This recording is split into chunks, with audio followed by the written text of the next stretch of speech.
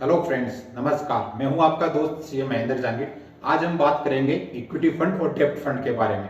क्या होता है इक्विटी फंड और क्या होता है डेब्ट फंड, इसके बारे में हम आज देखेंगे। इनके क्या फायदे हैं और क्या नुकसान है, इसके बारे में भी चर्चा करेंगे। तो आइए देखते हैं क्या होता है इक्विटी फंड और डेब्ट फंड। तो सबसे पहले देखते हैं इक्विटी फंड क्या होता है। जब आप इन्वेस्टमेंट करते हैं इक्विटी फंड के अंदर तो आपका सारा का सारा पैसा शेयर्स में लगता है। मींस आपका सारा का सारा इन्वेस्टमेंट लिस्टेड कंपनी के शेयर्स बाय करने में लगता है। और जब आप डेब्ट फंड में इन्वेस्टमेंट करते हैं तो उसका इन्वेस्टमेंट सारा का सारा सिक्योरिटीज में जाता है, जिसमें गवर्नमेंट सिक्योरिटीज आ गई, कॉमर्शियल पेपर आ गए, ट्रेजरी बिल आ गए। इन सिक्योरिटीज पे रिटर्न फिक्स रेट से मिलता है। तो आपका अगर डेब्ट फंड में इन्वेस्टमेंट है तो वो सिक्योरिटीज में चला गया, अगर आप इक्विटी में इन्वेस्टमेंट है तो आपका शेयर मार्केट में चला गया।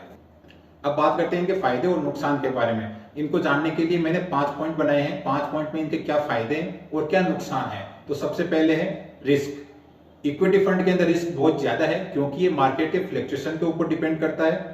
इसकी रेट सारी मार्केट के ऊपर डिसाइड होती है। कभी भी मार्केट डाउन भी जा सकता है और अप भी जा सकता है। तो इक्विटी फंड के अंदर इन्वेस्टमेंट सबसे ज्यादा रिस्की होता है कंपेयर टू डेब्ट फंड के। डेब्ट फंड में रिस्क इसलिए नहीं है क्योंकि मार्केट पे डिपेंड नहीं करता। इसकी सिक्योरिटीज की आपको जो रिटर्न है वो फिक्स रेट पे मिलता है, इसलिए ये कम रिस्की होता है। सेकंड है आपका रिटर्न। इक्विटी फंड के अंदर रिटर्न जो मिलता है आपका बहुत अच्छा रिटर्न मिलता है अगर आप लॉन्ग टाइम के लिए इन्वेस्टमेंट करते हैं। शॉर्ट टाइम के लिए इन्वेस्टमेंट करने पे हो सकता है आपको इक्विटी फंड में भी कम रिटर्न मिले। इक्विटी फंड का रिटर्न 13 to 15% पर एनम तक हो सकता है। ये डिपेंड करता है मार्केट की ग्रोथ के ऊपर।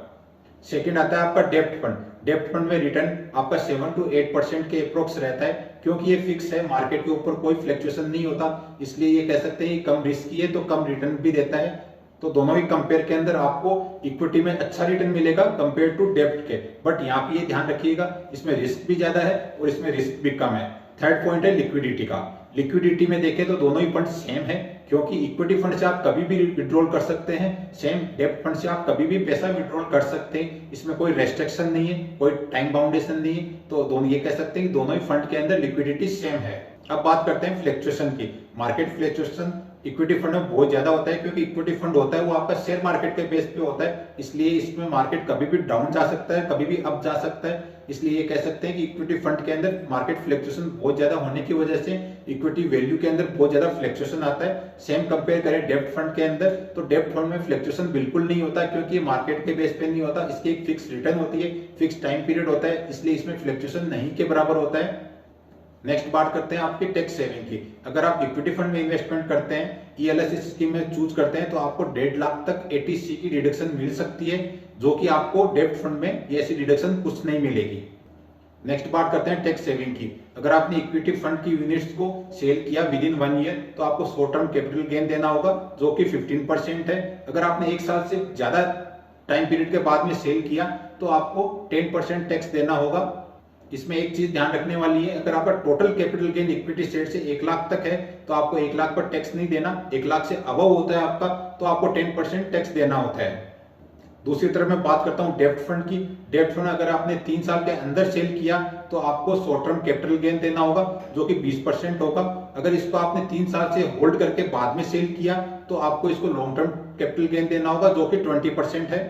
इस तरह से देख सकते हैं हम लोग कि इक्विटी फंड के अंदर कम टैक्स लग रहा है जबकि डेब्ट फंड के इन्वेस्टमेंट के अंदर आपको ज्यादा टैक्स लग रहा है। तो इस तरह से आप अपनी टैक्स प्लानिंग भी कर सकते हैं। तो अब बात करते हैं आपको इन्वेस्टमेंट किस में करना है, इक्विटी फंड में इन्वेस्टमेंट करना है या डेब्ट फंड में इन्वेस्टमेंट करना है। यहाँ दोनों के फायदे और नुकसान अलग अलग है। अगर आपको फिक्स इनकम लेनी है तो आप डेब्ट फंड में इन्वेस्टमेंट करिए। अगर आपको फिक्स इनकम की रिक्वायरमेंट नहीं है तो आप इक्विटी फंड में इन्वेस्टमेंट कर सकते हैं। अगर आपकी कैपेसिटी रिस्क लेने की है तो आप इक्विटी फंड में करिएगा। अगर आपकी रिस्क लेने की कैपेसिटी कम है तो आप डेब्ट फंड में इन्वेस्टमेंट करिए। अगर आपको लॉन्ग टाइम के लिए इन्वेस्टमेंट करना है, मींस आपके पास सरप्लस फंड पड़ा है जो आप लॉन्ग टाइम के लिए इन्वेस्टमेंट करना चाहते हैं, तो आप इक्विटी फंड में इन्वेस्टमेंट करिए। अगर आपको चाहिए कि नहीं मुझे तो शॉर्ट टर्म के लिए 1 ईयर 2 ईयर्स के लिए इन्वेस्टमेंट करना है, 6 मंथ के लिए इन्वेस्टमेंट करना है, तो आप डेब्ट फंड में इन्वेस्टमेंट करिए। तो इस तरह आप इक्विटी फंड और डेब्ट फंड के बारे में बेसिक आइडिया मिल गया होगा। अगर आपको हमारा वीडियो अच्छा लगा हो तो लाइक एंड सब्सक्राइब जरूर करिएगा। धन्यवाद।